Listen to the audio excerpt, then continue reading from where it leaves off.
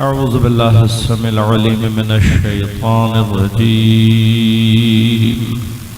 बिस्मिल्लाहिर रहमानिर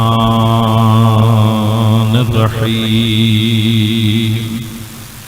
अल्हम्दुलिल्लाहिल्लज़ी हदाना लिहाज़ा वमा कुन्ना लिनहतदिया लौला अन हदानल्लाह लक़द जाअत रुसुलु रब्बिना bill हक़। अस्सलातु वस्सलामु अला रसूलिल मुसद्दद अल मुस्तफ़ल अमजद अल महमूदिल अहमद अबिल क़ासिम मुहम्मद।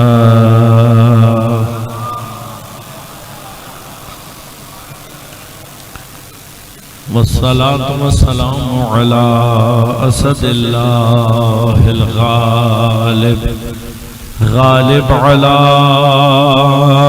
कुल्ले गालिब अली इब्न अबी तालिब।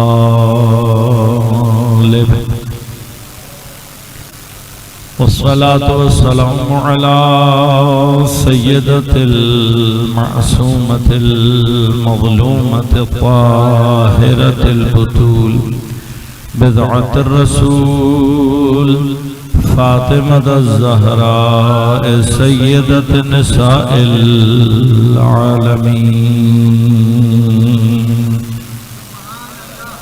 वस्सलातु वस्सलामु अलल हसनिल मुज्तबा वल हुसैनिल मज़लूम व अहले बैतिहि अत्तय्यबीन अत्ताहिरीन अल मासूमीन अल मज़लूमीन अल मुंतजबीन अल मुंतखबीन ला सियमा बक़ियत अल्लाह फिल अरज़ीन रूही व अरवाहुल आलमीन लितुराबि मक़दमिहिल फ़िदा व लअनतुल्लाहि अला अअदाइहिम अजमईन।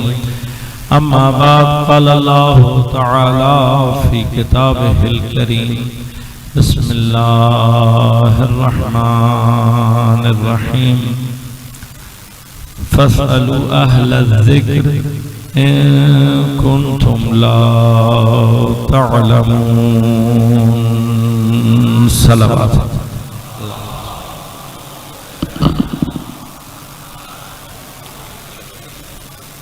मुमिनीन कराम, सामीन मोहतरम, अज़ीज़ान गिराम क़द्र, अज़ादारान सैयदुश शुहदा, सन 1446 हिजरी के आशूरा मुहर्रम में अहले ज़िक्र के उन्वान से हमारी गुफ्तगू का सिलसिला जारी है।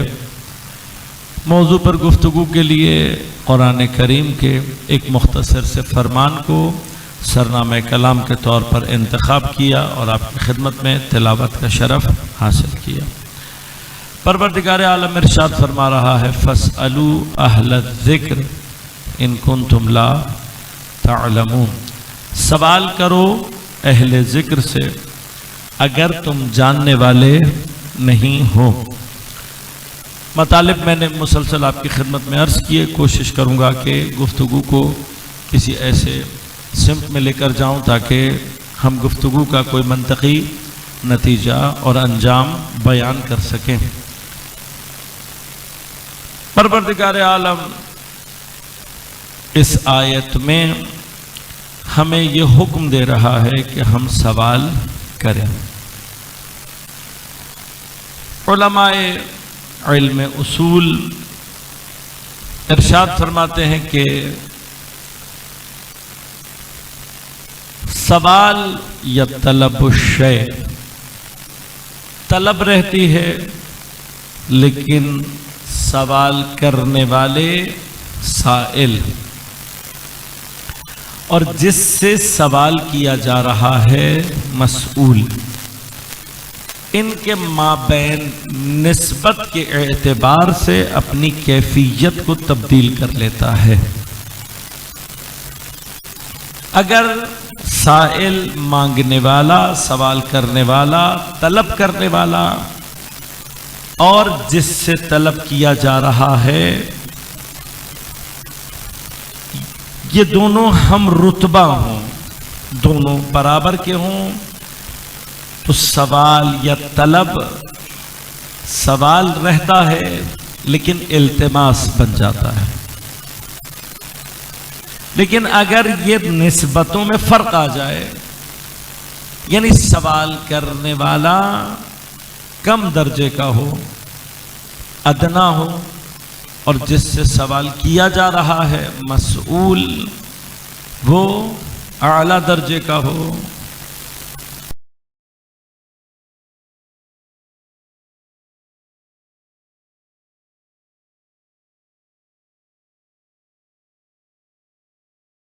किसी भी मरहले में अगर कम हैसियत और अदना दर्जे का साइल हो और सवाल जिससे किया जा रहा है वो आला मर्तबा हो, तो यही सवाल दुआ।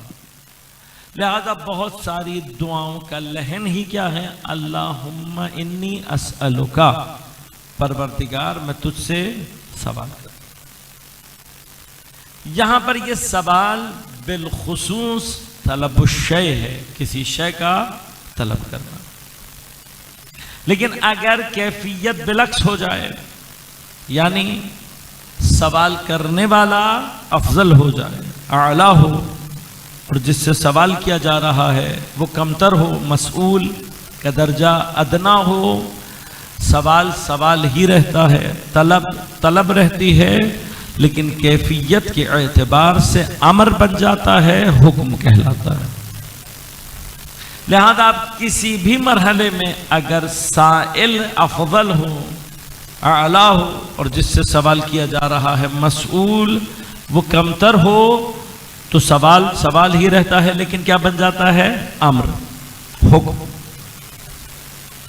अब साइल के दर्जे के एतबार से अम्र को साइल के पूछने की कैफियत के एतबार से फिर अम्र अपने मजीद दराजात जाहिर कर। अगर ये सवाल करने वाला शारे हो, शरीयत का निफाज करने वाला हो, और सवाल करे या तलब करे किसी शय को, तो जो अम्र है वो जाहिर होता है वजूब की कैफियत के साथ। लिहाजा अगर खुदा, शारे कायनात में खुदा के सिवा कोई, मासूम की, नबी की या इमाम की हैसियत इस एतबार से सिर्फ शरीयत पहुंचाने वाली है, लिहाजा चूंकि निज़ाम शरीयत ने ज़ुहूर मासूम के वजूद से करना है, इस एतबार से हम नबी को या इमाम को भी शारे कहते हैं। लेकिन अगर हकीकी माना में बहस की जाए तो परवरदिगार जैसा ज़ात में वहदहू ला शरीक है, जैसा वो अपनी सिफात में वहदहू ला शरीक है, उसी तरह से अपने शरीयत के मामलात में भी वहदहू ला शरीक। लिहाजा अपने दीन, अपनी शरीयत, अपने निज़ाम में वो किसी की मुदाखलत बर्दाश्त नहीं करता, वहदहू ला शरीक। लिहाजा कोई हुक्म परवरदिगार का ऐसा नहीं है कि जिस हुक्म में परवरदिगार ने किसी और को शरीक किया हो, मैं शरीक नहीं। लेकिन जो हुक्म परवरदिगार दे रहा है उसकी तफसीलात हमारे और आपके सामने जिस वजूद से जाहिर होंगी वो वजूद मासूम कहलाता है। लिहाजा अगर मेरे और आपके और खुदा के दरमियान में मासूम न हो, हम कभी भी उन तफसीलात को दरियाफ्त नहीं कर सकते जो खुदा का मकसूद है। मसलन अगर हमें किसी वास्ते से यह पता लग जाए कि खुदा कह रहा है नमाज पढ़ो, तो अब ये नमाज पढ़नी कैसे है, इसके लिए हम मोहताज हैं वजूद मासूम के। अब इस बात पर सारा आलम इस्लाम मुत्तफिक है। लिहाजा आप कुरान करीम से नमाज की एक रकत भी साबित नहीं कर सकते, असलन रकतें साबित नहीं कर सकते। कुरान से कहीं नहीं साबित कर सकते आप कि मसलन नमाज की एग्जैक्ट टाइमिंग्स, तादाद, हर नमाज की रकअतों की तादाद, रकत की कैफियत, इनमें से कोई एक चीज भी कुरान से साबित नहीं की। अब इस अकीमुस्सलात की तफसील जिस वजूद से जाहिर होनी है वो वजूद मासूम है। नमाज उमूदुद्दीन है, नमाज के बगैर बाकी सारा दीन रिजेक्टेड है। तो अब मैं हैरान होता हूं कि कोई अगर किसी भी जगह पर खड़े होकर ये नारा लगाकर ये कहे हस्बुना किताबुल्लाह, हमारे लिए अल्लाह की किताब काफी है, और मुसलमान ये सब कुछ जानने के बावजूद भी एतराज न करें, तो या कुरान समझ में नहीं आया है या नबुवत समझ में नहीं आई है। यानी मुसलमान अपने शरीयत के तमाम निजाम में वजूद मासूम के मोहताज। लिहाजा इस एतबार से परवरदिगार हत्ता मासूम को भी क्या कहता, अगर तुमने अपनी मर्जी से कुछ भी किया, अपनी मर्जी से। अब यहां पर मर्जी से मुराद क्या है? यहां पर मर्जी से मुराद जात अपने लिए, अपनी तरफ, वरना खुदा मासूम को बनाकर इस कदर इत्मीनान रखता है कि वमा तशाऊन इल्ला अन यशा अल्लाह, तुम उसके सिवा कुछ चाहते ही नहीं हो जो खुदा ना चाहे। चूंकि खुदा को मासूम के एतबार से इस चीज पर एतमाद है, लिहाजा खुदा की मशीयत मासूम के वजूद से जाहिर है।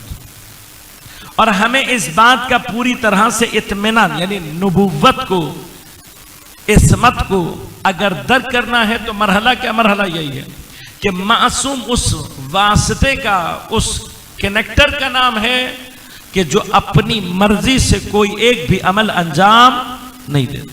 कोई अमल, चूंकि मासूम कोई अमल अपनी मर्जी से अंजाम नहीं देता, लिहाजा उसका कौल भी हुज्जत हो जाता है, उसका फेल भी हुज्जत हो जाता है। हत्ता किसी मकाम पर अगर वो सिर्फ खामोश रहे, उसका खामोश रहना भी हुज्जत हो जाता है, जिसे इस्तिलाह में क्या कहते हैं, तकरीर मासूम। अब इस मरहले में खुदा कहीं पर भी किसी मासूम को इस बात की ना इजाजत देता है ना मासूम ये करता है। लिहाजा खुदा का कहीं पर भी जब भी कोई अम्र आएगा, इस अम्र का ज़ुहूर है वजूब में। इस वजूब से मुस्तहब के लिए कि हम दर्जे इस्तेहबाब में आए, हमें इस्तेहबाब को साबित करने के लिए करीना दरकार है। यानी क्या, अगर अल्लाह ने सिर्फ ये कहा ये काम करो, तो क्या मैं पहले ही मरहले में ये समझ सकता हूं कि अल्लाह ने जो कहा है वो मुस्तहब मुराद है? क्या नहीं। अगर अल्लाह ने कहा करो, तो पहले मैंने क्या समझना है, वाजिब। अगर अल्लाह की मुराद मुस्तहब होगा तो फिर अल्लाह करीना बयान करेगा। अब वो करीना अक्ल का हो, लफ्ज का हो, हालात का हो, वो एक अलग बहस है। लेकिन अगर करीना ना हो और खुदा का कोई हुक्म आ जाए, तो इसका माना क्या है कि उस काम का करना हमारे ऊपर वाजिब। अब ये जो वजूब है, खुद इस वजूब के भी अपने दराजात हैं। लिहाजा हर वाजिब अपने उस कैफियत के साथ अपने माना को पैदा कर। अगर इस वाजिब में करीना बिलक्स आ जाए, यानी क्या, कोई ऐसा करीना हो जो इस्तेहबाब को मना कर रहा हो, तो वाजिब ऐनी और उसका वजूब सरी है। लिहाजा अब अल्लाह तबारक व तआला किसी भी तरीके से अम्र करे, मांग ले कोई चीज, वो हमारे ऊपर क्या हो जाएगी, वाजिब। लेकिन अब मरहले क्या है, एक जगह खुदा अम्र करेगा। अम्र करने का माना क्या होगा कि सीग़े अम्र या लफ्ज़ अम्र को इस्तेमाल करेगा, वाजिब हो जाएगी चीज। लेकिन कहीं पर खुदा अम्र का सीगा इस्तेमाल न करे बल्कि खुद लफ्ज़ सवाल इस्तेमाल करे और ये कहे कि मैं तुम्हें, एक जगह क्या मैं तुम्हें हुक्म देता हूं, एक जगह कहे मैं तुमसे कहूं ये करो, लेकिन एक जगह क्या हो रहा है, खुदा क्या कह रहा है, मैं तुमसे इस चीज का सवाल करता हूं, मैं तुमसे ये चीज मांगता हूं। अब खुदा जिस हैसियत में है उसका अम्र अगर वजूब की कैफियत ला रहा है, लेकिन किसी मकाम पर अगर खुदा ये कहे कि मैं तुमसे ये मांग रहा हूं, जो आमिर मुतलक है, यानी उसको सवाल करने की जरूरत नहीं है, वो अम्र करने वाला है। हत्ता बाज़ मकामात पर उलमा फरमाते हैं कि अगर कोई मकाम अम्र की बू भी दे दे तब भी वजूब साबित है। लिहाजा मसलन बू से क्या मुराद है, हज के वजूब की जो आयत है उसमें अल्लाह ताला ने ये नहीं कहा हज करो, अम्र का सीगा, मैं तुम्हें अम्र करता हूं या हुक्म देता हूं हज करो, नहीं, क्या कहा, कल्लिल्लाहि अलन्नासे हिज्जुल बैत, अल्लाह की खातिर लोगों की गर्दन पर है, लोगों की जिम्मेदारी है कि हज करें। अब यहां पर अल्लाह ने अम्र का ना सीगा इस्तेमाल किया ना लफ्ज इस्तेमाल किया, लेकिन ये जो कहा अलन्नास, लोगों की जिम्मेदारी है, ये चूंकि बूए हुक्म दे रही है, कहा यहां पर वजूब साबित। लेकिन अगर कहीं परवरदिगार अपनी इस कैफियत अम्र के जो मुतलक अम्र है, जहां वो इख्तियार हुक्म रखता है, हुक्म ना करे बल्कि क्या कहे, मैं तुमसे मांग रहा हूं। मैं थोड़ी सी सिचुएशन को आसान कर दूं बच्चों के लिए, हमारे यहां घरों में भी पेश आ जाती है बात। बाप की हैसियत घर में आमिर अम्र करने वाले की है, आमतौर पर पानी लाओ, फला काम करो, यहां जाओ वहां जाओ, ये कॉमन है, ये सारे के सारे हुक्म। लेकिन एक मर्तबा बाप बेटे को बुलाकर ये कहे मैं तुमसे ये चीज मांग रहा हूं, मैं तुमसे इस बात का सवाल कर रहा हूं, तो आमतौर पर भी क्या होता है, ये सेंटिमेंट्स का मसला नहीं है। हाँ, हमारे बच्चे बाहर निकल के कहते हैं अब्बा आज ज्यादा सेंटी हो गए। मसला यहां पर सेंटिमेंट्स का नहीं है, मसला क्या है कि बाप उस कैफियत अम्र के बावजूद जब आपसे सवाल कर रहा है तो इसका माना जो चीज मांग रहा है वो उसके नजदीक बहुत अहम है। इतनी बहुत सारी मेहनत की है ताकि आपको सवाल के मरहले में एक मकाम समझा सकूं। हर चीज का परवरदिगार ने हुक्म दिया या अम्र का सीगा इस्तेमाल किया या अम्र किया या कम अज कम बुए अम्र पाई जाती है, लेकिन एक चीज ऐसी है जिसमें खुदा मांग रहा है, और फिर मांगने का तरीका भी ऐसा है कि न सिर्फ खुद मांग रहा है बल्कि उस सवाल करने में अपने साथ नबी को भी, लिहाजा फरमाया कुल, ए हबीब कहो इनसे। अब ये कुल का माना क्या है कि जो जुमला पैगंबर कहने जा रहे हैं खुदा भी यही चाहता है, कुल ए हबीब तुम कहो, क्या कहो, ला अस्अलुकुम अलैहि अजरा इल्लल मवद्दता, मैं तुमसे इसका कोई अजर नहीं मांगता। कौन कह रहा है, पैगंबर। किसके कहने पर कह रहे हैं, खुदा। अब जहां मांगने के मरहले और सवाल के मरहले में खुदा और रसूल दोनों शामिल हो जाएं तो अब मुझे खुद बताइए, क्या यहां पर मवद्दत अक़रबा, मवद्दत क़ुरबा मुस्तहब होनी चाहिए या वाजिब होनी चाहिए? खुद लहन ये बता रहा है वाजिब होनी चाहिए, लेकिन वजूब का मरहला क्या है कि पैगंबर इस चीज के लिए अपनी पूरी रिसालत की बात कर रहे हैं। लिहाजा नमाज किसी भी चीज के मुकाबिल पर नहीं है, रोजे का हुक्म किसी शय के मुकाबिल पर नहीं है। तुम्हें ही फायदा है, नमाज पढ़ोगे तन्हा अनिल फहशाए वल मुनकर, रोजा रखोगे लअल्लकुम तत्तकून, हर चीज का कोई ना कोई मुकाबिल मौजूद है। वाहिद मवद्दत क़ुर्बा ऐसी मंजिल है कि पैगंबर पूरी रिसालत को रखे हुए हैं। अब ये रिसालत को रखने का माना क्या है? तुमने अगर मेरी रिसालत का अजर नहीं दिया तो अजर रिसालत का माना क्या हुआ? माना यह हुआ कि गोया तुमने मेरी रिसालत को कबूल ही। देखिए, अजर पे उजरत पे लड़ाई वही होती है ना। मैं आपका कोई काम करूं तो दो ही बातें हैं, या मैंने आपकी पसंद के मुताबिक काम जैसा आप चाहते थे वैसा मैंने काम नहीं किया, एक मरहला ये है।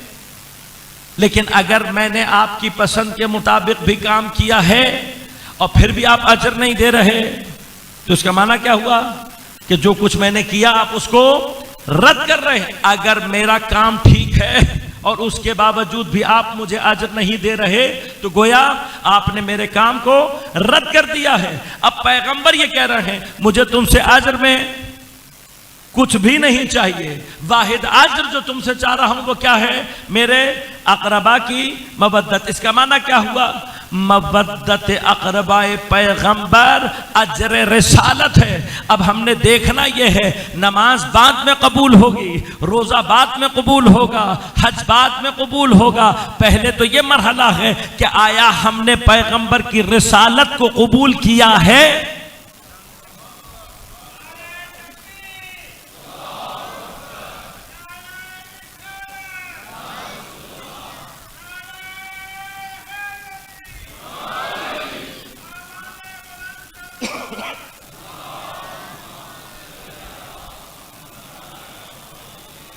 लिहाजा इसका माना अकरबा की मवद्दत अव्वल तो मुस्तहब नहीं, सानियन एक ऐसा वाजिब है कि जिसको अगर अदा नहीं किया तो बाकी तमाम मामलात भी खत्म, यानी रद्दे रिसालत है, रिसालत के कबूल न करने का मरहला है।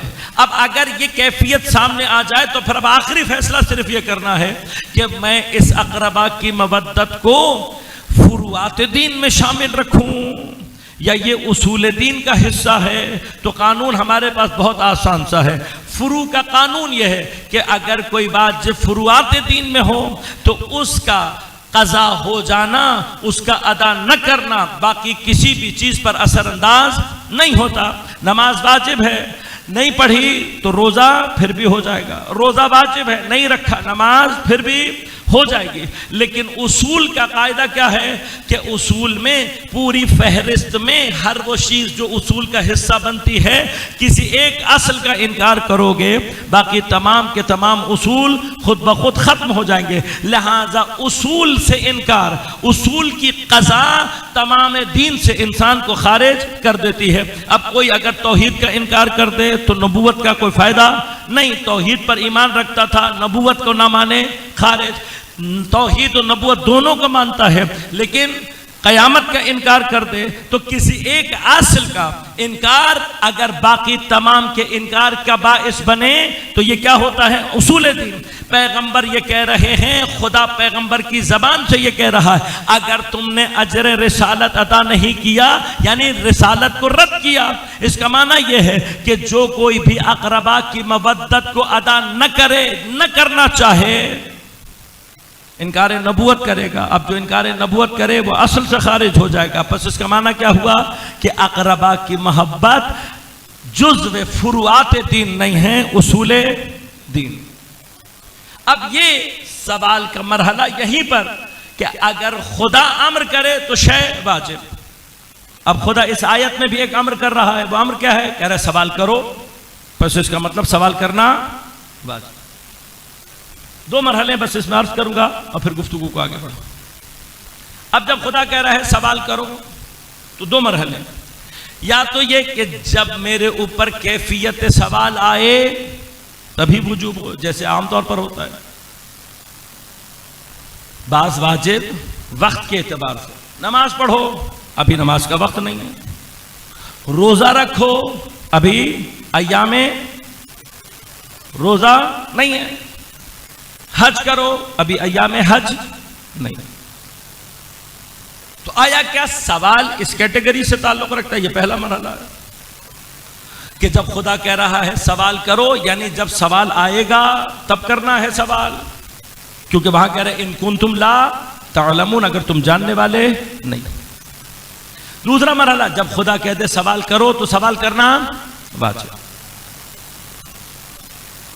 किससे सवाल करो? अहले जिक्र से। अब अगर अल्लाह कह रहा है सवाल करो अहले जिक्र से, और हम अहले जिक्र से सवाल करें और अहले जिक्र जवाब दें, और हम जवाब लेने के बाद कहें ठीक दे दिया जवाब, खुदा हाफिज, अमल करना जरूरी है। खुदा कह रहे हैं तुम पर वाजिब है, मैं लफ्ज को तब्दील कर रहा हूं, तुम पर वाजिब है कि अहले जिक्र से सवाल करो। हमने जाकर सवाल किया, उन्होंने जवाब दिया, तो क्या किस्सा खत्म? नहीं। अक्ल का तकाजा क्या है? इस पर हत्ता उलमाए अहले सुन्नत ने बहस की, और एक बहुत ही मारूफ मुफस्सिर कुरान और आलिम आलूसी ने अपनी तफसीर में इसी आयत पर बहस की, और ये बहस शामिल है कि आया ये जो अहले जिक्र से अल्लाह सवाल का हुक्म दे रहा है, पस इनसे सवाल करना वाजिब है, तो क्या जवाब पर अमल करना भी वाजिब है या नहीं? कि अगर जवाब पर अमल करना वाजिब ना हो तो सवाल का हुक्म लग़व हो जाता है, बेकार है ना, कि सवाल करना तो वाजिब हो और अमल करना जवाब पर वाजिब ना हो। क्या ये मुलाज़िम अक़ली ये समझा रहा है कि जो कुछ भी अहले जिक्र कह दें उस पर अमल वाजिब? क्या अब इस वाजिब से एक बात जो समझ में आ रही है कि अब एक वाजिब आ गया, कहां से आ रहा है? अहले जिक्र से गुजर कर आ रहा है। वाजिब कौन कर रहा है? खुदा। किस जरिए से कर रहा है? सवाल के जरिए से। खुदा कह रहा है सवाल करो अहले जिक्र से, ये तुम पर वाजिब। हमने जब सवाल किया तो अब जो जवाब आया वाजिब। ये वाजिब किसकी तरफ से है? खुदा की तरफ से। बस जब हम तक कोई वाजिब इस तरीके से पहुंचे तो इसी को वसीला कहते हैं। इसी को वसीला कहते हैं। इसी को अल्लाह ताला फरमा रहा है वब्तगू इलैहिल वसीला, अल्लाह की तरफ वसीला इख्तियार करो। अब अगर ये अहले जिक्र दरमियान में ना होता जिससे सवाल का अल्लाह ताला ने हुक्म दिया है तो ये वाजिब मुझ तक पहुंचता? नहीं पहुंचता। तो ये वाजिब मुझ तक किसके जरिए से पहुंचा? अहले जिक्र के जरिए से पहुंचा। तो इसी का नाम तो वसीला है। तो इसी को वसीला कहते हैं ना। अल्लाह का वाजिब है किसके जरिए से पहुंचा? अहले जिक्र के जरिए से। इसी को क्या कहते हैं? वसीला। अब सवाल यह है कि जब मेरे ऊपर जवाब पर अमल वाजिब हो गया तो क्या इस बात का इम्कान है कि अहले जिक्र अपने जवाब में गलती कर दे? क्या पॉसिबल है? यह बहस दोबारा से दोहरा रहा हूं। उलमा अहले सुन्नत और सबसे मशहूर मुफस्सिर आलूसी ने अपनी किताब में तफसीर में की है कि भाई क्या पॉसिबल है कि अब जो अहले जिक्र है जिसके पास अल्लाह ने भेजा है वाजिब करके, वो अपने जवाब में गलती कर दे? कि अगर हम इस बात के कायल हो जाएं कि अहले जिक्र अपने जवाब में गलती कर सकता है जो जवाब पर अमल मुझ पर वाजिब है, तो इसका माना क्या होगा कि मेरे ऊपर अल्लाह ने एक गलत काम को करना वाजिब। तब अल्लाह ये कर नहीं सकता। अल्लाह से ये महाल है कि खुदा एक गलत काम को मेरे ऊपर क्या करे? वाजिब करे। तो अब आलूसी कहता है कोई चारा नहीं है हमारे पास, कोई चारा नहीं है हमारे पास कि हम ये माने कि जिसे अल्लाह अहले जिक्र कह के बयान कर रहा है वो अपने जवाब में खता नहीं कर सकता। तो जो जवाब में खता न करे उसी को मासूम कहते हैं।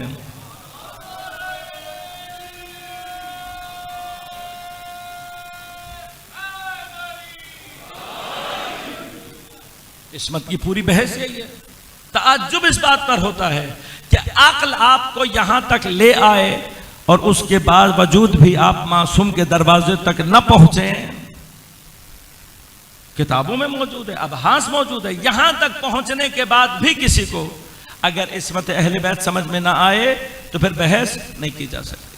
अब मरहला अजीजों ये कि खुदा ने जो हम पर वाजिब किया है अहले जिक्र से सवाल करना, इन कुंतुम ला तालमून कहकर, तो क्या ये ताल्लुक सिर्फ इल्मी ताल्लुक है कि मेरे जहन में कोई इल्मी क्वेश्चन आएगा तो जाकर मैं सवाल करूं या नहीं।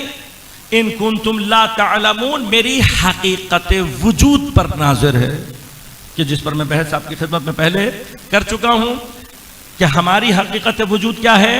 वल्लाहु अखरजकुम मिन बुतून उम्महातिकुम ला तअलमून शैआ, अल्लाह तुम्हें तुम्हारी माओ के पेट से इस आलम में निकालता है कि तुम्हें कुछ भी। तो अल्लाह ताला बुनियादी तौर पे ला तअलमून जो कह रहा है वो क्या है, हमारी हकीकत वजूदी। बस हम इस एतबार से ला इल्मी ला महदूद रखते हैं, और इस ला महदूद ला इल्मी के लिए इसको खत्म करने का वाहिद रास्ता क्या है कि हम अपने आप को किसी ऐसी सोर्स से मुत्तसिल करें कि जो ला महदूद इल्म रखता हो। वो सोर्स के जिससे ये ला महदूद इल्म आना है, उस सोर्स का नाम क्या है, अहले जिक्र। लिहाजा अब ये जो ला महदूद इल्म का सोर्स है जिसे अल्लाह अहले जिक्र कह रहा है, आया हमारे पास तारीख में कोई एक मकाम ऐसा है कि जहां पर हमें यह पता लगा हो कि इल्म का सेंटर, इल्म का मरकज, इल्म का सोर्स कौन है, ताकि हम अगर अहले जिक्र को बयान करना चाहें या समझना चाहें तो हम सिर्फ वहां जाएं तो पूरी कायनात में इल्म के सोर्स को बयान करने के लिए नबी ने फरमाया अना मदीनतुल इल्म व अलीयुन बाबुहा, मैं इल्म का शहर हूं, अली उसका दरवाजा। और फिर सोर्स के बाद सोर्स कौन है, ये जो दरवाजे से निस्बत दी, साथ साथ क्या फरमाया, मन अरादल मदीना, जो भी मुझ मदीने तक आना चाहता है, जो भी मुझ सोर्स तक आना चाहता है, फलियाते मिन बाबिहा, उसे चाहिए कि दरवाजे से आए। ये जो दरवाजे को ये कहकर बयान किया, फिर ये कहा यातिहा मिन बाबिहा, जो भी मुझ सोर्स तक आना चाहता है उसे चाहिए कि कहां से आए, दरवाजे से आए। यानी क्या, ये रिवायत खुद ये बता रही है कि पैगंबर के बाद इस अल्टीमेट सोर्स का कोई और रास्ता अगर है तो वो ज़ात गिरामी हजरत अमीरुल मोमिनीन अली इब्न अबी तालिब अलैहिस्सलातु वस्सलाम।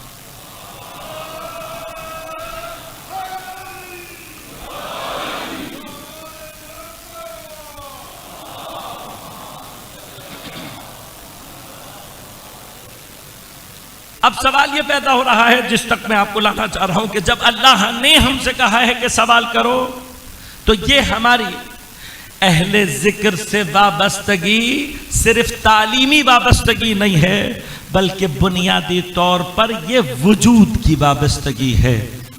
लिहाजा हमने वजूदी एतबार से अपने आप को लिंक करना है किससे, अहले जिक्र से, और अहले जिक्र की कनेक्टिविटी है परवरदिगार से। लिहाजा परवरदिगार के तमाम अस्मा और सिफात की तजल्ली जिस जात में हो सकती है उसे मासूम कहते हैं। और मासूम का काम यह है कि हमारी कैपेसिटी के एतबार से अगर हम अपने आप को मासूम से लिंक कर लें, हमारी कैपेसिटी के एतबार से जिस चीज, जिस मरहले के लिए अल्लाह ने हमें खल्क किया, उस इस्म सिफत को हमारे अंदर से तजल्ली दे।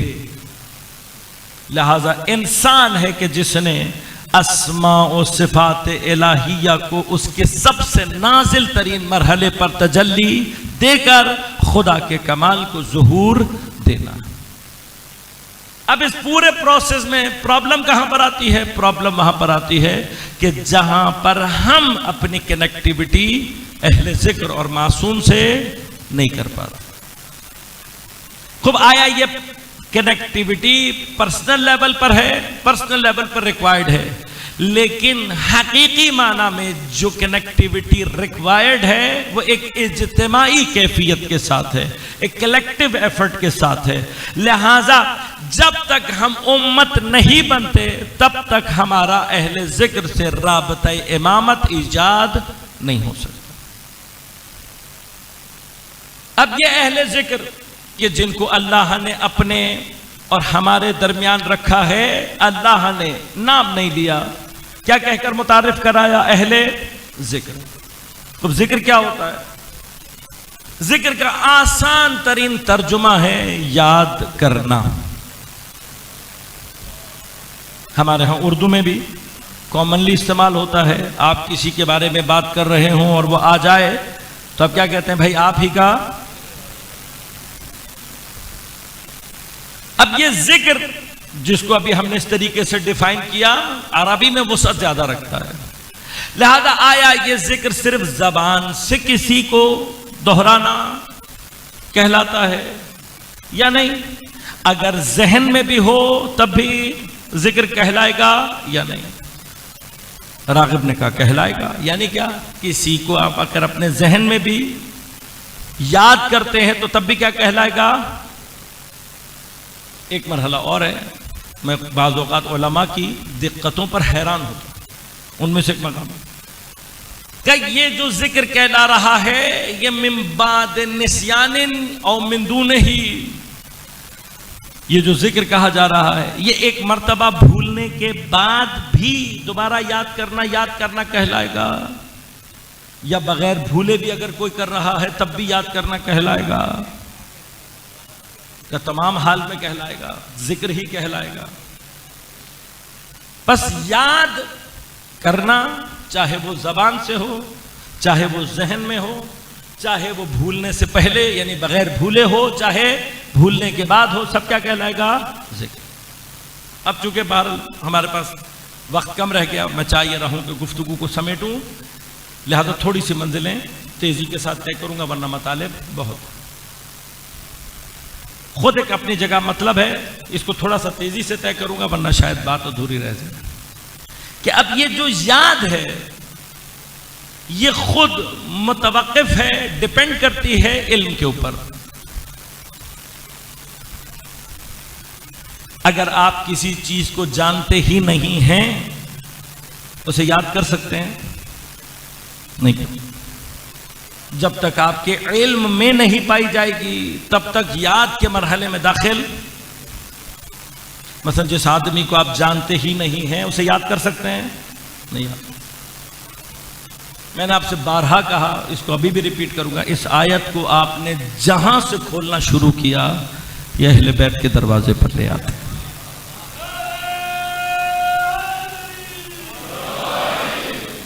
लिहाजा अब हम इसी मरहले पर सिर्फ 1 मिनट रोकूंगा और फिर आगे बढ़ जाऊंगा। जिक्र बस इसका मतलब डिपेंड करता है किसके ऊपर? इल्म के ऊपर। आप जानते होंगे तो याद करेंगे, जितना अच्छा जानते होंगे उतना अच्छा याद करेंगे। बस इसका मतलब क्या हुआ कि खुद अगर अल्लाह कह रहा है अहले जिक्र, अभी मैंने जिक्र के कोई और माना नहीं किए हैं, जिक्र से मुराद कुछ भी हो सकता है, मैं अभी किसी चीज की बात नहीं कर रहा, एनीथिंग इट कुड बी, लेकिन ये जो कुछ भी है, ये जो भी याद कहलाएगी, ये याद किसके ऊपर मुतवक्किफ होगी? इल्म के ऊपर होगी। और इल्म जितना अच्छा होगा याद उतनी अच्छी होगी। बस ऑटोमेटिकली जिक्र का माना क्या है? जानना। जो जानता होगा वही। अब हमें अल्लाह ताला क्या कह रहा है? इन कुंतुम ला तालमून, तुम अगर जानने वाले नहीं हो। मैंने भी आपकी खिदमत में अर्ज किया, हमारी हकीकत वजूदिया क्या है? ला तालमून शैआ, हम तो वैसे ही कुछ नहीं जानते। तो जो नहीं जानता क्या वो अहले जिक्र में से हो सकता है? नहीं हो सकता। तो अब अहले जिक्र में से कौन होगा? वो जिसको अल्लाह कह रहा है यालमून। देखिए मैं आयात चूंकि पीछे बयान कर चुका हूं, इसलिए तवक्का ये कर रहा हूं कि वो आयात और मतालिब आपके जहन में होंगे, वरना मेरे लिए थोड़ा सा चीज़ों को रिपीट करना ड्यूटी में शामिल हो जाएगा, मुश्किल नहीं होता, सिर्फ स्पीड स्लो हो जाती है। खिदमत में अर्ज किया था कि खुदा आयत में इरशाद फरमा रहा है हल यस्तविल लदीना यअलमूना वल लदीना ला यअलमून। अर्ज किया था कि खुदा कह रहा है कि आया क्या जानने वाले और न जानने वाले कभी बराबर हो सकते हैं? नहीं हो सकते। अब ला यालमून तो पता है कि हम हैं, लेकिन अगर कोई जानने वाला हो ही नहीं तो आयत माना पैदा नहीं करती। तो आयत बता रही है कोई तो है जो जानने वाला है। अब बड़ी आसान सी बात है कि जो जानने वाला ही होगा वही अहले जिक्र होगा। और अभी आपकी खिदमत में अर्ज किया है कि जानने वाला कौन है कि जो सोर्स ऑफ इल्म है मोहम्मद व आले मोहम्मद अलैहिमुस्सलातु वस्सलाम।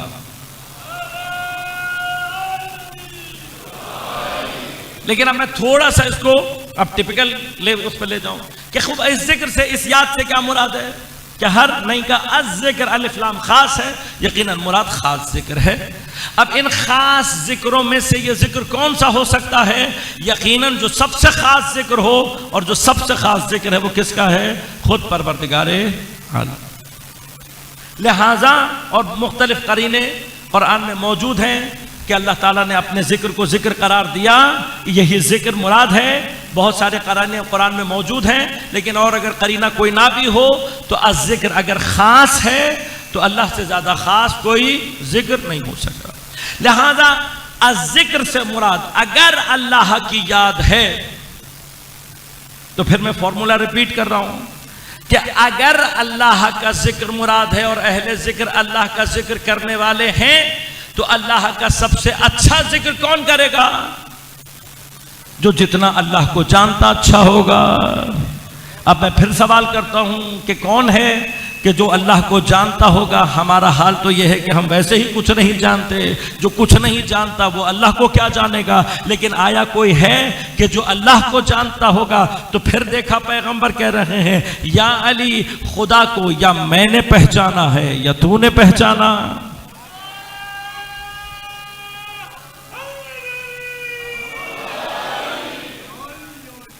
वाक़अन अजीब आयत है, वाक़अन अजीब आयत है। जहां से चलेंगे कहां लेकर आएगी। लिहाजा अब अल्लाह को याद करने के लिए जरूरी है कि अल्लाह को जाना जाए। वो अल्लाह को जानने का भी कोई लेवल होगा या नहीं होगा? यकीनन। अब अगर कोई अल्लाह को जानने में इल्म के मराहिल में दाखिल होता है तो किस मरहले तक जाएगा? अल्लाह ताला इरशाद फरमाता है, वजअलना मिनहुम अइम्मा यहदूना बिअम्रिना लम्मा सबरू वकानू बिआयातिना यूक़िनून। और हम हैं जो इनमें से इमामों को करार देते हैं, यहदूना बिअम्रिना, जो हिदायत करते हैं हमारे अम्र के जरिए से। क्यों? लम्मा सबरू, चुनाचे इन्होंने सब्र किया, वकानू बिआयातिना यूक़िनून, और ये वो हैं जो हमारी आयात पर यकीन रखने वाले हैं। अब इसका मतलब क्या है? इल्म के जो मरहला यकीन पर होगा वही सबसे बेहतर इल्म रखता है। वैसे यकीन किसको कहते हैं? इल्म की वो डिग्री कि जहां पर शक का कोई इम्कान बाकी ना रहे, ला यशूब बिहा शक्कुन, जहां पर शक का कोई शायबा ना रहे, उस मकाम को कहते हैं यकीन। अब ये जो अल्लाह की निस्बत यकीन का मरहला है, दो मरहले हैं सिर्फ। एक ये हम किस जगह तक जा सकते हैं, और खुदा जिनके पास भेज रहा है वो किस मंजिल पर होने चाहिए। लिहाजा यकीन की मंजिलों में सबसे जो कम तरीन मर्तबा यकीन है उसे कहते हैं इल्मुल यकीन। अगर कोई इल्मुल यकीन के मरहले से आगे बढ़े तो उसे कहते हैं ऐनुल यकीन, और अगर कोई आखिरी और निहाई तरीन मरहले में दाखिल हो जाए तो उसे कहते हैं हक़्क़ुल यकीन। ये इस्तिलाहात खुद कुरान की इस्तेमाल शुदा इस्तिलाहात हैं। मैं उन तफसील में नहीं जा सकता, ना मेरे पास वक्त है। मैं सिर्फ सफ़र थोड़ा सा तेज़ी के साथ करूँगा कि हमें ये बात मालूम होनी चाहिए कि खुदा पर ईमान के लिए हमें जिस यकीन की ज़रूरत है उसका कम तरीन मर्तबा क्या होना चाहिए और आली तरीन मर्तबा क्या होना चाहिए, और वो कौन सा मर्तबा है जो हमारी हैसियत से। लिहाजा तेजी के साथ डिफाइन करूंगा मरहले को और आगे बढ़ूंगा। मरहला इल्मुल यकीन ये उस वक्त हासिल होता है कि जब किसी इल्मी वजह से इल्लत व मालूल की कैफियत के साथ कॉज एंड इफेक्ट्स के जरिए से आप किसी शय के बारे में जानते हैं। धुआं उठ रहा है तो आग, अब धुआं उठने के बाद आग के बारे में यकीन पैदा करना, ये क्या है? Cause and effect. इल्लत के जरिए से आप मालूल तक पहुंच गए। कॉज के जरिए से इफेक्ट तक या इफेक्ट के जरिए से कॉज तक पहुंच। याद रखिएगा कि हमारी ज्यादातर नॉलेज इसी इल्मुल यकीन के मरहले से ताल्लुक रखती है। एक बहुत बड़ी इल्म की कैफियत है जो किससे ताल्लुक रखती है? इल्मुल यकीन। उसके बाद एक दायरा छोटा है जो कि ताल्लुक रखता है ऐनुल यकीन से। ऐनुल यकीन से क्या मुराद है? पहले मिसाल दे देता हूं, फिर बात को आगे।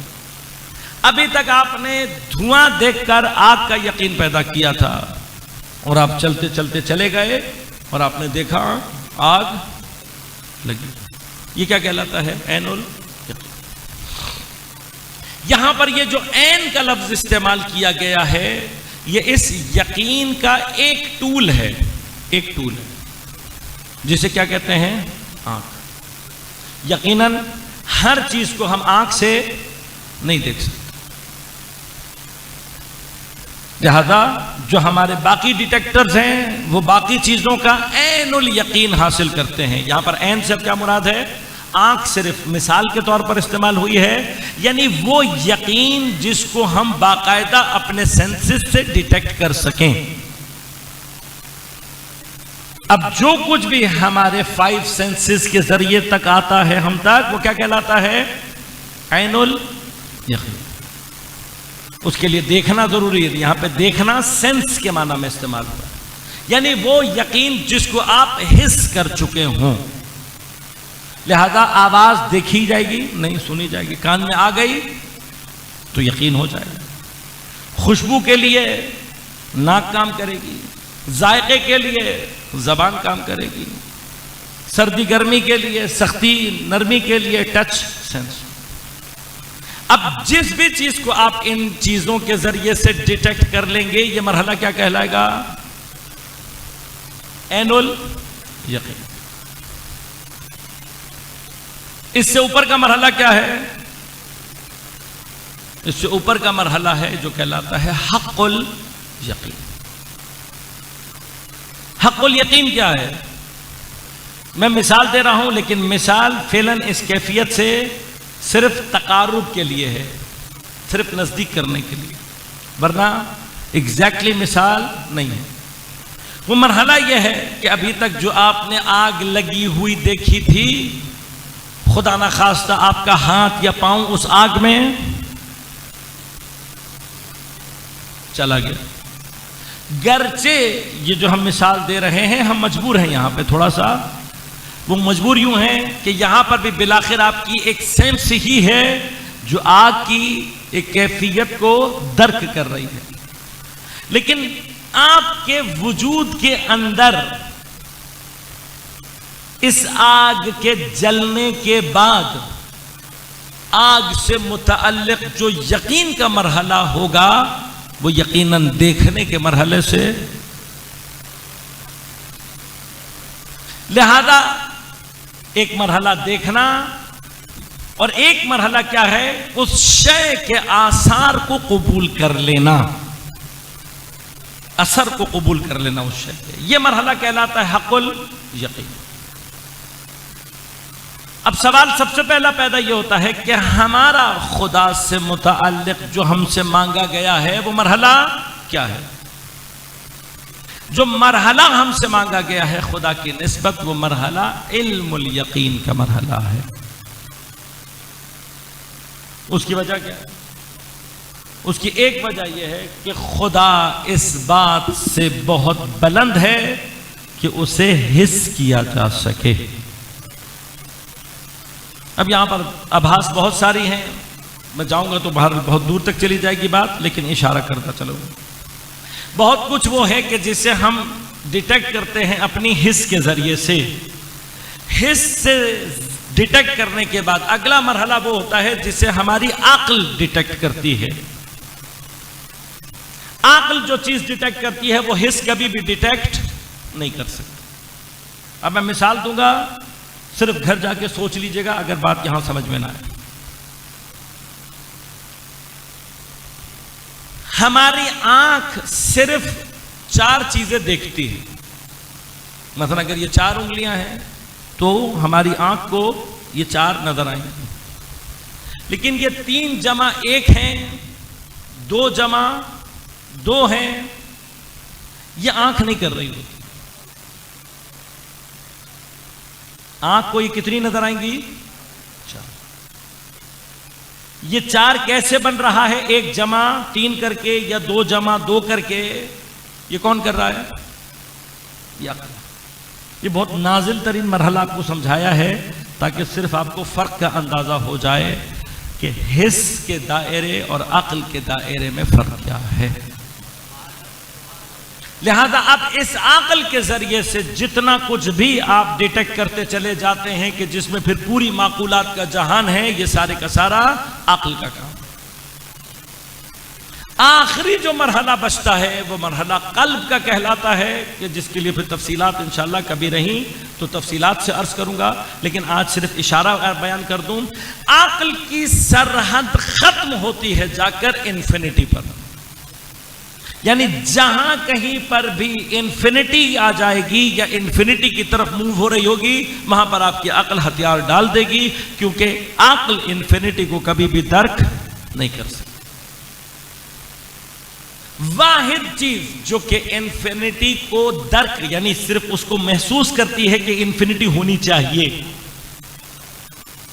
लिहाजा गौर कीजिएगा, अक्ल दर्क नहीं कर सकती, फिर भी कहती है कि होनी चाहिए।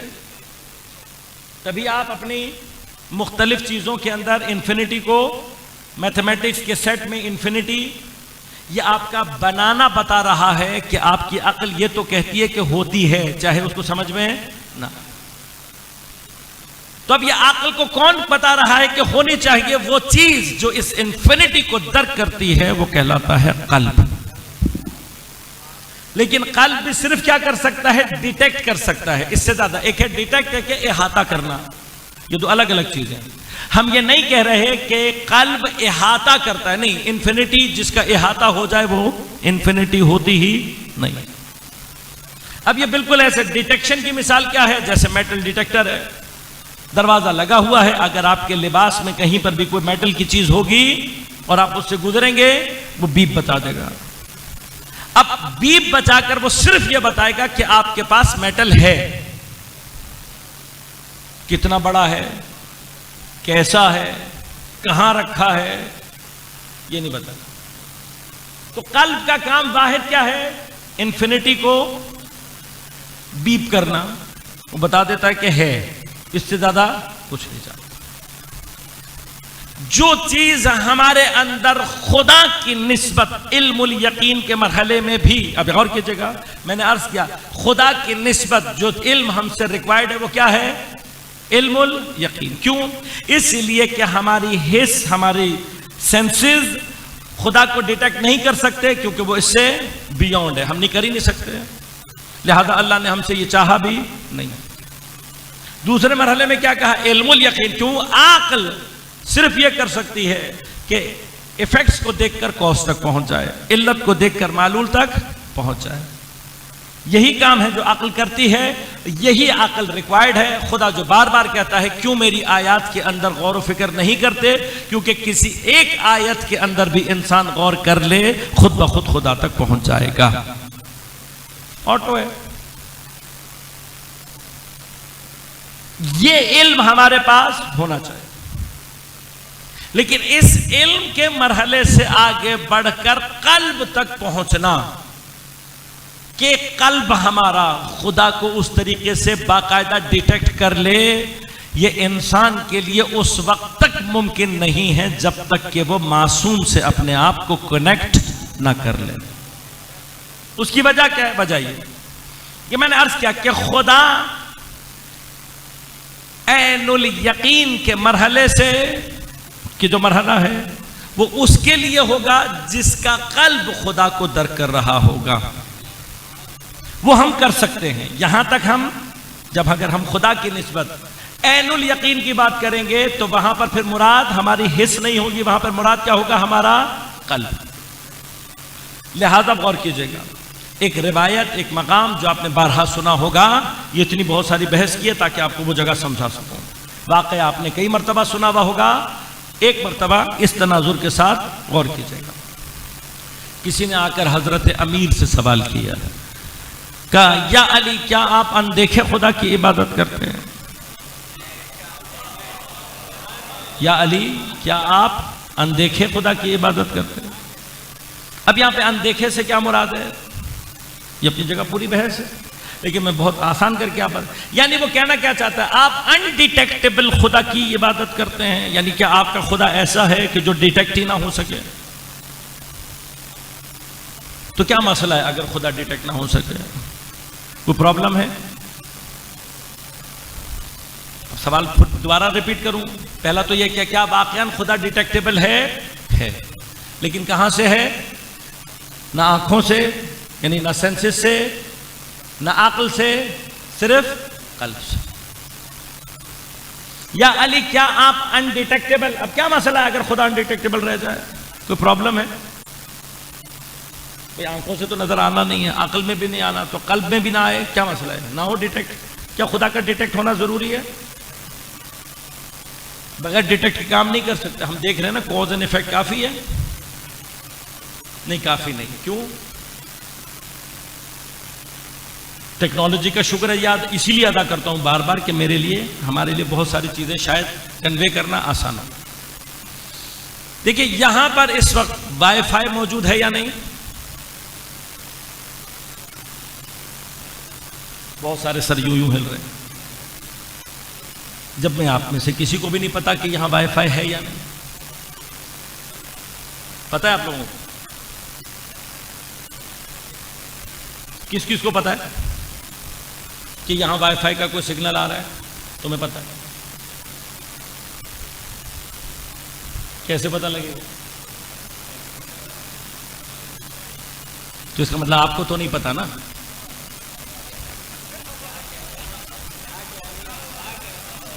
भाई यही पूछ रहा हूं ना, आपको नहीं पता, आपको नहीं मालूम। क्यों नहीं मालूम? इसलिए कि वाईफाई को, सिग्नल्स को डिटेक्ट करने वाली चीज अल्लाह ने हमारे अंदर,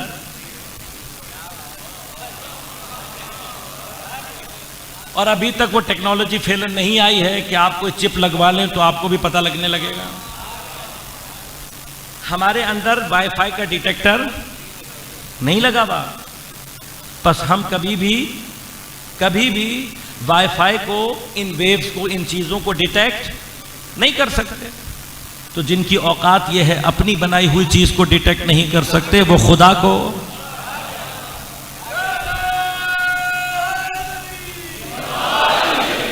और वाहिद रास्ता क्या है आपके पास? अब वाहिद रास्ता यह है कि आप अपनी जेब से मोबाइल निकालें, वाईफाई ऑन करें, वो बता देगा आपको। ये वाहिद रास्ता है आपके पास। और अगर खुदा ना खास्ता आपके मोबाइल में कोई एरर आ रहा हो कि जिसकी वजह से ऐसा लगे कि वाईफाई आ रहा है लेकिन वाईफाई ना आ रहा हो, तो आपको ये बात समझने में कितनी देर लगेगी? क्योंकि आपको यकीन है, ये जो शो कर रहा है आपको पूरा यकीन है कि भाई ये वाईफाई आ रहा है, लेकिन ये कि ये एरर दे रहा है जबकि यहां कोई वाईफाई नहीं है। अब अगर फर्ज करें मैं इसी मसले के साथ कोई बहुत इमरजेंसी सिचुएशन जोड़ दूं, कोई बहुत इमरजेंसी सिचुएशन, फर्ज करें कि आपका कोई करोड़ों रुपए का बैंक का अकाउंट हैक हो गया है और आपसे कहा जा रहा है भाई फौरन जल्दी जल्दी ईमेल भेजो वरना गया सब। लगता है करोड़ों वाला एक भी नहीं है यहां पे, मुझे कोई और मिसाल सोचनी पड़ेगी।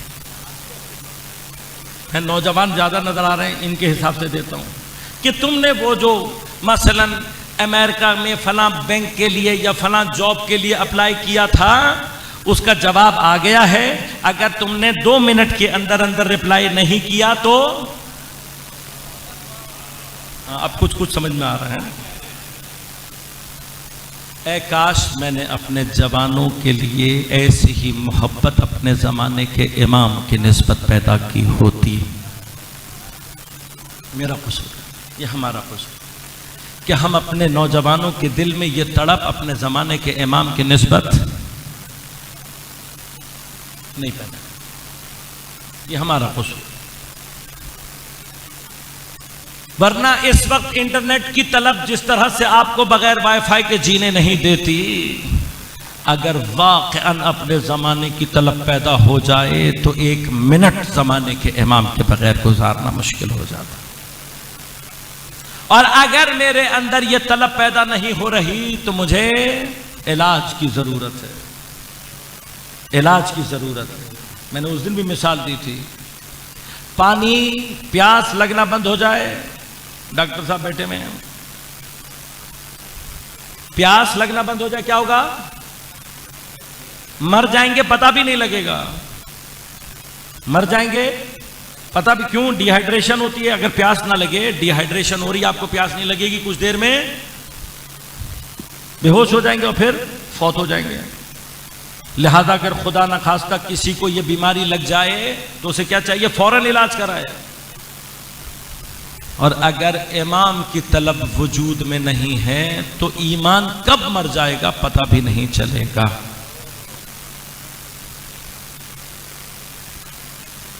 लिहाजा हमने तो आज तक कभी सोचा नहीं, अज़ीज़ान मन, अगर मेरे वजूद में ज़माने के इमाम की तलब नहीं है, कब कहाँ मेरा ईमान मर जाएगा पता भी।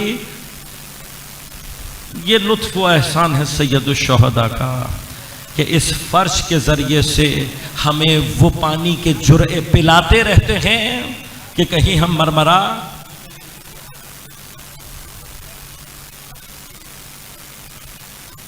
लिहाजा अब अगर समझ में आया, करना है अप्लाई, और टाइम इतना है तो आपको आएगा ना फिर। अब अगर फर्ज करें इतनी देर में, जितनी देर में आपका मोबाइल एरर दे रहा है और वक्त निकल गया, तो आप कहेंगे ऐसे मोबाइल का ही गला घूंट दूं मैं, इसके एरर की वजह से मेरी जिंदगी तबाह हो।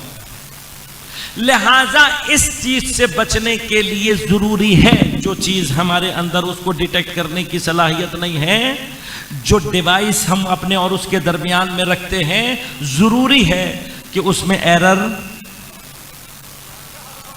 ये जरूरी है कि उसमें एरर ना आए। अब तुम अपने इंटरनेट से कनेक्टिविटी के लिए तो चाहते हो कि डिवाइस में एरर ना आए, लेकिन खुदा से कनेक्टिविटी के लिए जिसके पास जा रहे हो, कभी हिज़यान कर रहा हो, कभी निस्यान का शिकार हो रहा हो, कभी खता करता हो, कभी शुबा का शिकार होता हो, कभी उसके ऊपर मसलहतों का दावा हो, कभी उसके ऊपर जादू असर करता।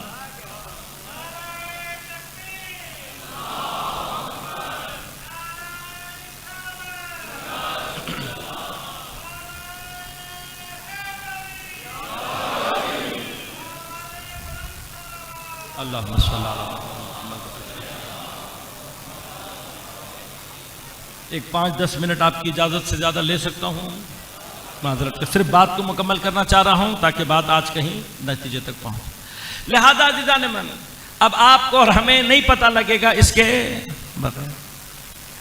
इसी तरह से खुदा को जिस चीज ने डिटेक्ट करना है वो क्या है? बेसिकली हमारा कल्ब। अब मरहला सिर्फ यह है कि अगर हमें इस वक्त हमारे पास किसी के पास कोई डिवाइस ना हो, फर्ज करें कि डिवाइस किसी के पास ना हो, तब क्या होगा? वाईफाई का आना ना आना हमारे लिए बराबर हो सकता है। अब हम अकली दलील के जरिए से साबित कर सकते हैं। मसलन मुझे राउटर नजर आ रहा है वहां पे, मैं कहूँ हाँ भाई वो राउटर लगा हुआ है तो शायद आ रहा हो, लेकिन शायद ही रहेगा ना। क्यों?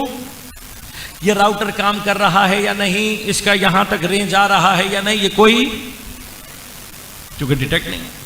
लिहाजा जो चीज डिटेक्टेबल नहीं होती उसका होना और ना होना क्या हो जाता है? बराबर। इसको कहते हैं कल अदम होना। वजूद कल अदम, यानी वजूद अदम जैसा हो जाना। जहां पर वजूद व अदम बराबर हो वहां पर किसी चीज के होने का भी कोई फायदा नहीं है। लिहाजा इस सवाल को अगर आप आसान समझ रहे हैं तो आसान नहीं है, बल्कि वो जो पूछना चाह रहा है वो ये है, या अली आप अनदेखे खुदा की इबादत करते हैं, यानी अगर आपका खुदा अनडिटेक्टेबल है तो अगर है भी तो कोई फायदा, अगर है भी तो कोई फायदा, क्योंकि कल अदम है। लिहाजा सवाल आसान नहीं था। तो हजरत ने फरमाया कि मैं अनदेखे खुदा की इबादत नहीं करता हूं। तो उसने फौरन दूसरा अटैक किया। वो दूसरा अटैक क्या था? कहा क्या आपका खुदा आंखों से दिखाई देता है? ये दूसरा अटैक क्यों है? यानी अगर डिटेक्टेबल है तो डिटेक्शन की सबसे पस्तरीन मंजिल पर ले आया, यानी क्या आंखों से दिखाई देता है? तो हजरत ने मुस्कुरा के फरमाया मेरा खुदा बदन की आंख से नहीं, कल्ब की आंख से दिखाई देता।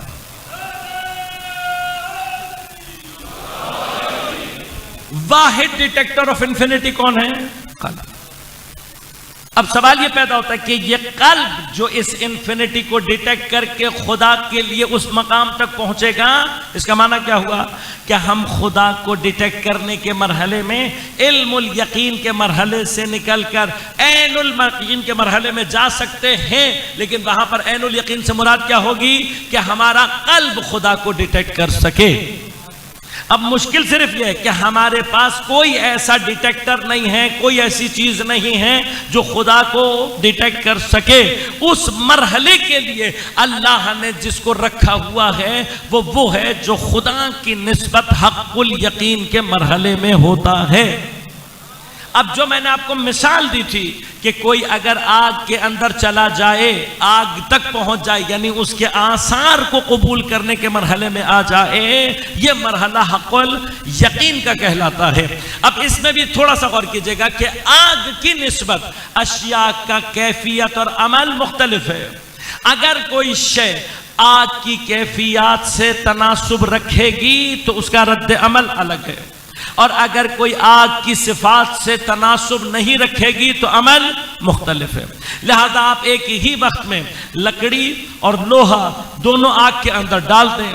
लकड़ी चूंकि आग की सिफात से मुनासिबत नहीं रखती, जलेगी और खाक हो जाएगी, लेकिन लोहा मुनासिबत रखता है, कुव्वत रखता है कि आग के आसार को अपने अंदर जज्ब करे। लिहाजा आग में जाने के बावजूद कुछ और नहीं करेगा, सिर्फ क्या करेगा? आसार को अपने अंदर जज्ब करता रहेगा। एक मरहला वो आएगा कि जहां पर वो आग के असर को इतना कबूल कर लेगा कि आग में और लोहे में फर्क करना मुश्किल हो जाएगा। बस परवरदिगार की निस्बत ये सलाहियत कौन रखता था, कौन नहीं रखता था? खुदा ने अपने हबीब को मेराज पर बुलाया। जब मेराज पर बुलाया तो साथ साथ एक फरिश्ता भी किया। मुझे नहीं पता कि आज मसलहत परवरदिगार क्या है। एक मकाम पर बुलाकर जब उससे आगे पैगंबर जा रहे थे तो फरिश्ता ने कहा या रसूल अल्लाह, इससे आगे मेरी हैसियत क्यों नहीं है? का अगर बाल बराबर भी आगे जाऊंगा तो जल जाऊंगा। तो मैं जनाब जिब्राइल से कहता हूं या जनाब जिब्राइल, आप तो नूरानी मखलूक हैं, जलने जलाने का काम आपसे क्या है? तो शायद जवाब ये आएगा, इससे आगे तकर्रुब की वो मनाजिल शुरू हो रही हैं, नूर की वो शिद्दत शुरू हो रही है कि मैं नूरानी होकर भी उस शिद्दत को तहम्मुल। लिहाजा बाल बराबर भी अगर आगे जाऊंगा तो जल जाऊंगा। तो अब हमें यहां समझ में आ गया, जब फरिश्ता हजरत जिब्राइल जैसा मुकर्रब होकर तकर्रुब के एक मराहिल पर आगे बढ़ने की सलाहियत नहीं रखता तो हम जैसे गुनहगारों की क्या हैसियत है? लिहाजा लेकिन जरूरी था कोई हक़्क़ुल यकीन की मंजिल पर हो, ताकि वो जो जहल की मंजिल पर हैं उनका हाथ पकड़कर उन्हें इल्मुल यकीन के रास्ते से आगे बढ़ाता हुआ कम अज कम ऐनुल यकीन के मरहले तक लेकर आए। लिहाजा मेरे हबीब आगे बढ़ गए। अब आगे बढ़कर क्या हुआ?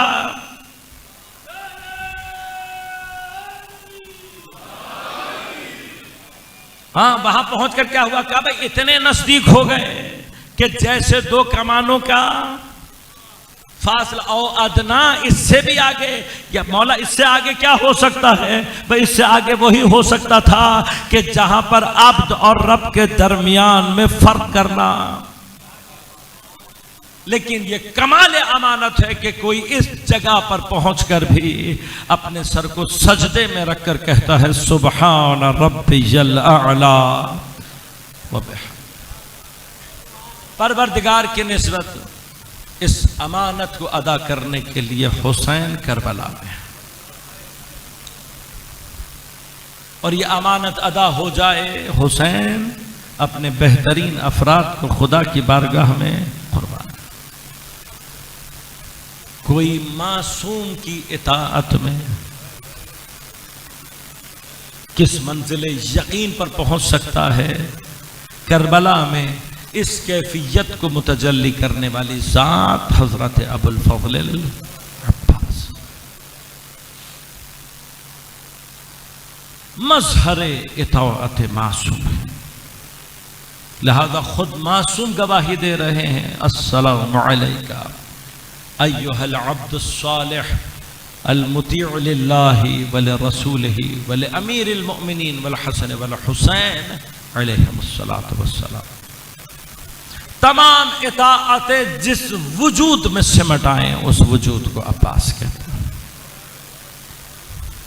और इस इताअत को मुझ जैसे जाहिलों के लिए ये बताने के लिए इताअत मासूम का कमतरीन दर्जा क्या है, हजरत अब्बास करबला में उस इताअत की कैफियत को ज़ुहूर कैसे दे रहे हैं कि अगर तुम्हारा यकीन इस बात पर है कि मैं इमाम मासूम के साथ हूं, तो फिर इताअत की कम तरीन तजल्ली यह है कि सवाल नहीं होना चाहिए।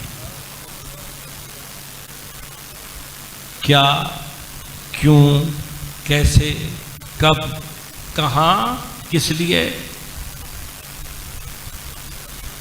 लिहाजा मैं ताज्जुब करता हूँ, वाक़अन ताज्जुब करता हूँ, पूरी करबला में आपको हज़रत अब्बास का कोई सवाल इमाम हुसैन से दिखाई, सवाल नहीं, सिर्फ इताअत। ये बात कह देना शायद आसान है, कुछ मराहिल ऐसे हैं जनाब अब्बास के लिए कि जिसको दर्क करना आसान नहीं। और उनमें से एक मकाम यह है कि जब 7 मुहर्रम को उमर साद के लश्कर में से एक छोटा सा लश्कर असलहे से लेस होकर आया है, क्या पैगाम लेकर आया है? कहा जी हमें हुक्म मिला है कि खैमों को दरिया से हटा दिया जाए। हम खैमों को दरिया से हटाने के लिए बस जब ये इत्तला मिली ना हजरत अब्बास को कि ये आए हैं खैमों को दरिया से हटाने के लिए, तो फरमाया अली के शेर के चेहरे पर जलालत हैदरिया के आसार नमूदार। ऐसी जलालत और हैबत जनाब अब्बास के चेहरे पर आई।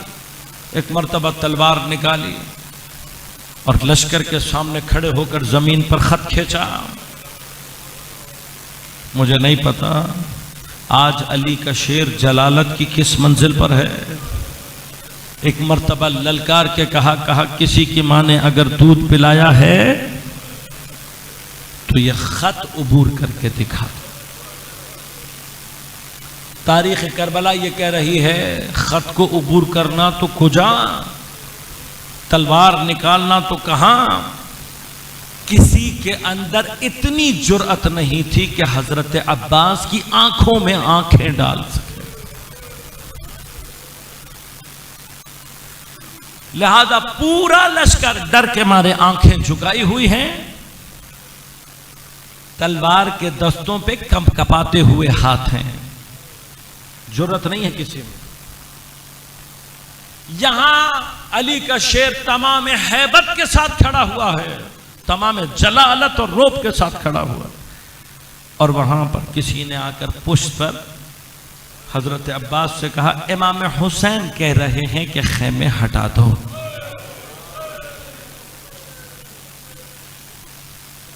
कुछ देर के लिए तसव्वुर करें, अब्बास किसे कहते हैं? बस जैसे ही सुना ना कि मौला ने कहा है, एक मर्तबा सर को झुकाया, तलवार को नयाम में रखा, पलटे हैं। खैमों की पहली तनाब खोलने वाले खुद हजरत अब्बास। अजीजों, ये कहना और सुनना आसान है, इस मंजिल से गुजरना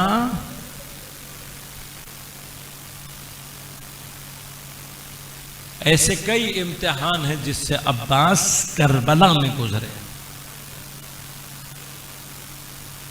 लिहाजा एक कैफियत कल्ब यह है, क्योंकि इमाम हुसैन के बाद अगर इस मैदान में कोई आशिक़ शहादत है तो जनाबे अब्बास, कि शायद सुबह जब मौका मिलेगा तो मैं शहादत की मंजिल तक जल्दी पहुंच जाऊंगा, अपने आप को अपने मौला पर सबसे पहले फिदा कर दूंगा। लेकिन सुबह से जोहर हो गई, एक एक सहाबी का जनाजा लाकर गंज शोहदा में रख रहे हैं, सवाल कोई नहीं। असहाब खत्म हो गए, अंसार खत्म हो गए, अब सिर्फ बनु हाशिम बचे हैं।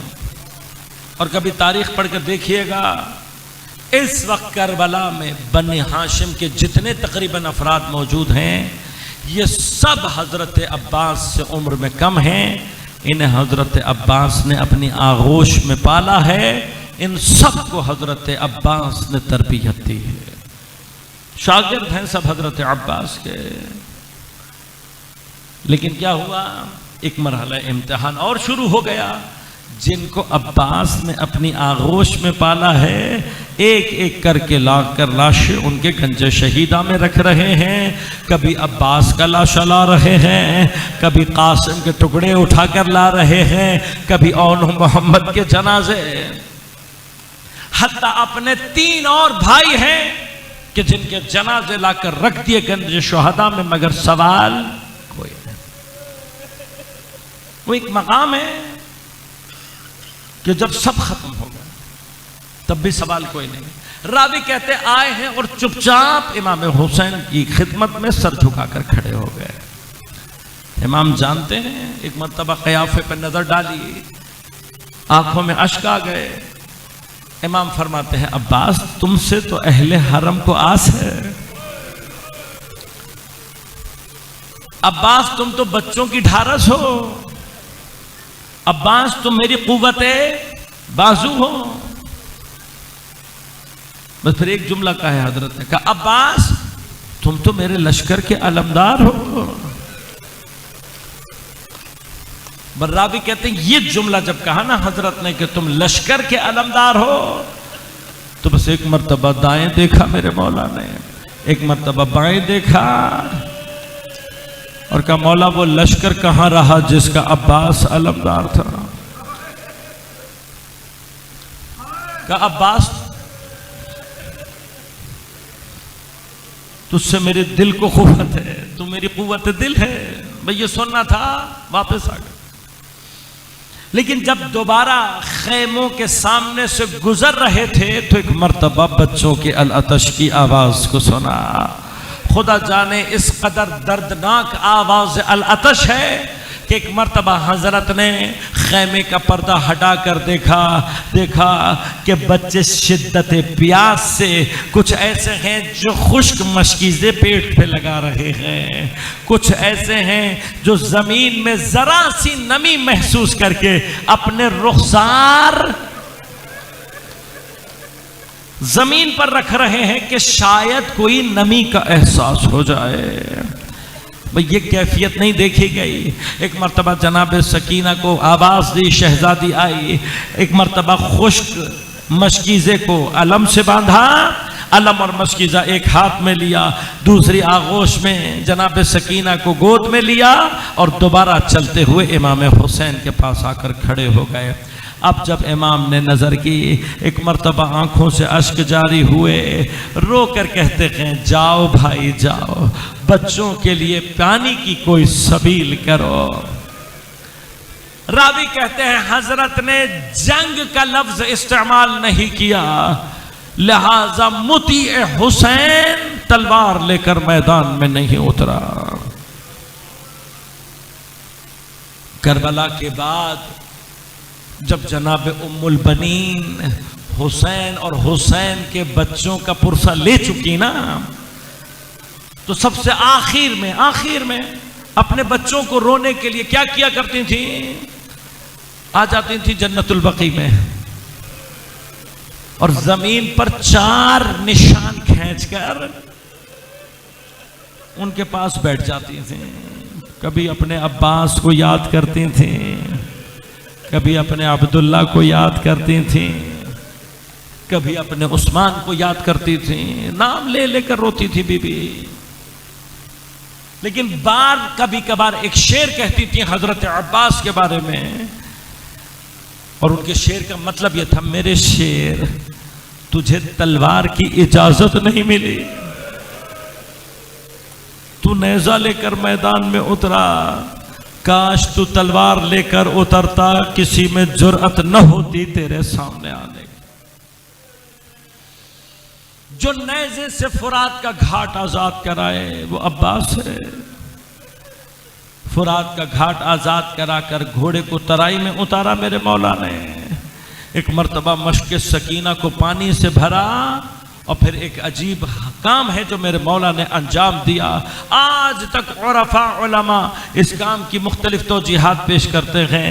बस एक मर्तबा चुल्लू को पानी में उठाया, उठाकर चेहरे तक लाए और लाकर पानी को दोबारा दरिया में फेंक दिया। आज तक प्यास को इतना शर्मिंदा किसी ने नहीं किया जितना अब्बास ने कर दिया। उलमा ने मुख्तलिफ तौजीहात की हैं, लेकिन एक बड़ी तादाद उलमा की ये कहती है कि शायद ये अमल अंजाम देकर जनाब अब्बास ने एक मर्तबा अपने बाबा को पुकार कर कहा होगा, बाबा वसीयत पर अमल कर रहा हूं।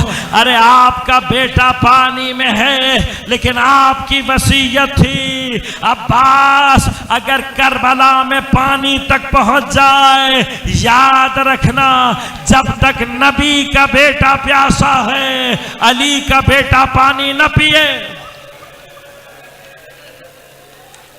जो दरिया को प्यासा छोड़ जाए उसे अब्बास कहते हैं। लेकिन अजीजों, जब दरिया से बाहर आए हैं ना, तो ख्वाहिश सिर्फ इतनी है कि ये मशकीज़ा किसी तरह से खेमे में पहुंच जाए।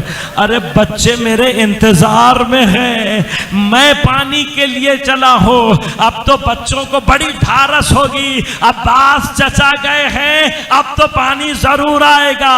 बच्चे छोटे छोटे कूजे लिए खेमे के दर पर मेरे मुंतजिर होंगे।